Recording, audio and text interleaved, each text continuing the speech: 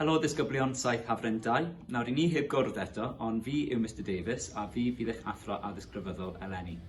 Gobeithio bod chi wedi bod yn bwrw ymlaen gyda'r gwaith gartre yn iawn, ond plis pidwch o becso os ych chi wedi bod yn cael unrhyw drafferth, achos ein blaenoriaeth gyntaf ni wrth chi ddod nôl i'r ysgol bydd sicrhau bod chi wedi deall y gwaith i gyd. Mae'r penwythnos ar y gorwel, felly sicrhewch bod chi'n joio ac yn ymlacio yn barod ar gyfer wythnos arall o weithio gartre wythnos nesaf. I ni'n edrych ymlaen yn fawr at groesawu chi nôl yma i Fro Eden dydd Gwener nesaf. Hello parents of Saith Hafren 2, my name is Mr Davies and I'm the class's RE teacher this year.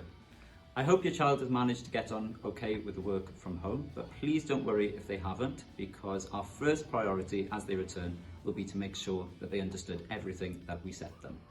We're very much looking forward to having them back here with us next Friday, but in the meantime, if there's anything that you would like, please don't hesitate to get in touch.